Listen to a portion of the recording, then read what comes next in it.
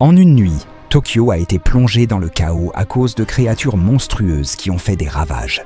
Imaginez un peu. Notre héros, au début, apparaît comme un vieux monsieur un peu louche. Et dans un instant, il se divise en 4 clones pour retrouver son apparence d'origine. Ce n'est pas un combattant ordinaire. Bien que sa première forme n'ait pas de pouvoir d'attaque, elle suffit à faire tourner la tête de n'importe quel adversaire. En plus, notre ami a plusieurs formes incroyables, comme un gigantesque monstre qui peut percer tous les secrets avec ses yeux.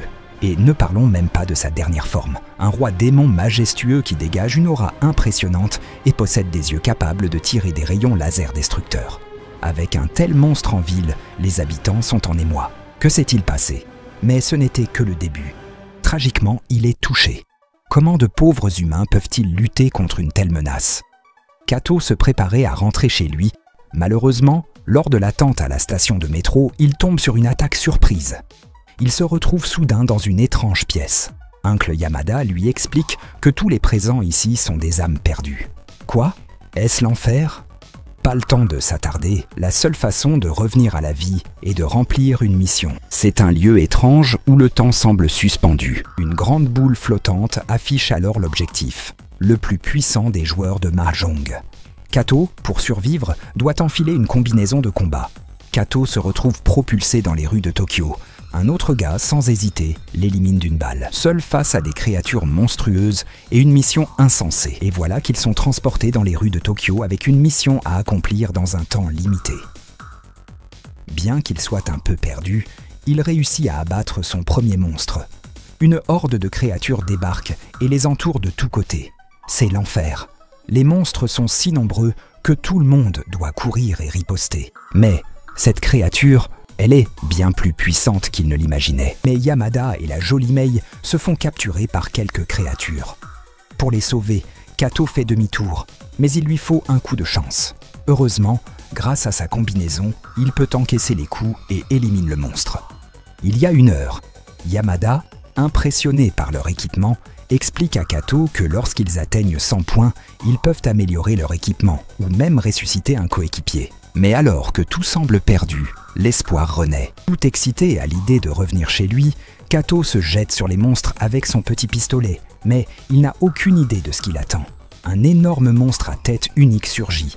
Kato active sa combinaison et lui envoie 2 coups de poing, mais cela ne fait aucun effet. Dans un combat chaotique, il perd son arme et, dans un moment de panique, finit par exploser le monstre.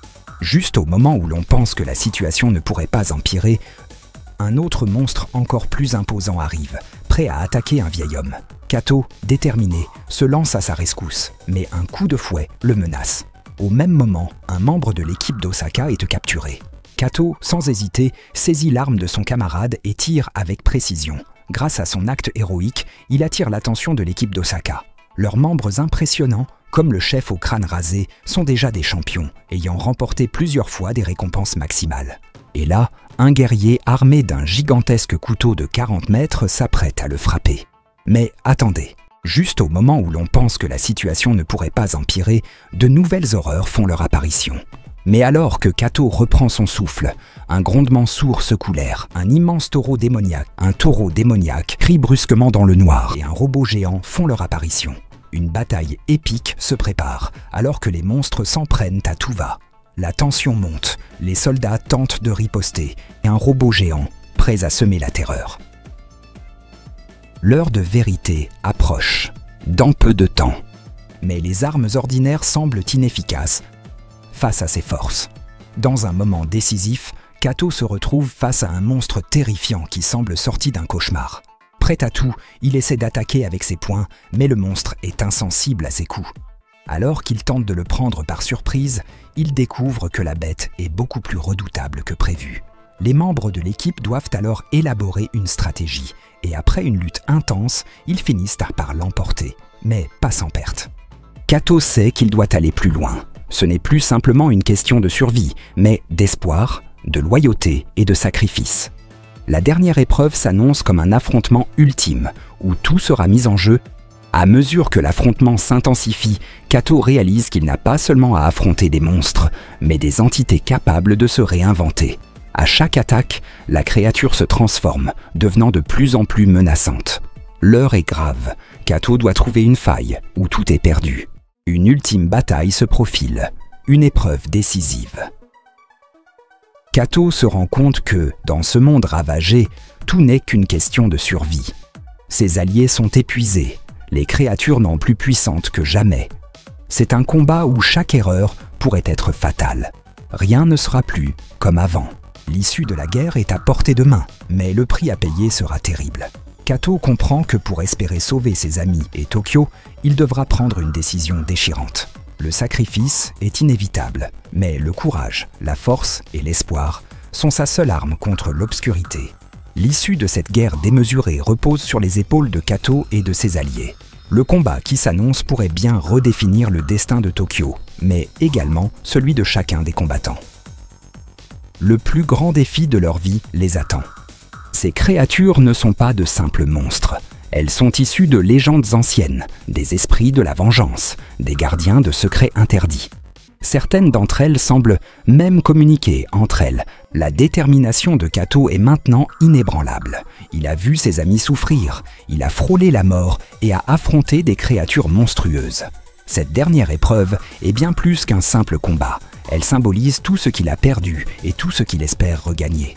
Pour Kato, chaque coup, chaque mouvement, chaque moment de cette bataille est une déclaration de sa volonté de vivre et de sauver ceux qu'il aime. Alors que les minutes passent, il devient clair que la fin approche, mais l'issue reste incertaine. Chaque membre de l'équipe d'Osaka a une histoire unique, chacun porte ses propres batailles et ses ambitions. Pour eux, ce combat n'est pas seulement une lutte contre des monstres, mais une quête personnelle. À 100 points, ils peuvent changer leur destin, revenir dans le monde des vivants ou ressusciter un allié. Ce choix les pousse à se dépasser, mais aussi à se demander ce que signifie véritablement être vivant. Leurs motivations divergent, mais ensemble, ils forment une équipe redoutable, unie par la nécessité de survie. Kato n'est plus le même homme qu'au début de cette aventure. Chaque affrontement, chaque sacrifice l'a changé, renforçant son esprit et lui faisant voir la vie sous un angle nouveau. Mais cette transformation ne se fait pas sans douleur. Il doit affronter ses peurs, ses doutes et le poids des vies. Appelle-moi. Chaque pas qu'il fait vers la bataille finale est un pas vers une version de lui-même qu'il n'aurait jamais imaginée. Ses valeurs, son courage, tout est mis à l'épreuve dans ce parcours initiatique vers le héros qu'il est destiné à devenir. La fête ne fait que commencer. Kato, déterminé à sauver ses amis et à revenir dans le monde réel, doit faire face à un dernier combat où tout se joue. Une lutte de titans, des alliés loyaux et une détermination inébranlable font de cette histoire un véritable feu d'artifice d'action et d'émotion. Qui va sortir victorieux? Restez connectés, car l'aventure ne fait que commencer.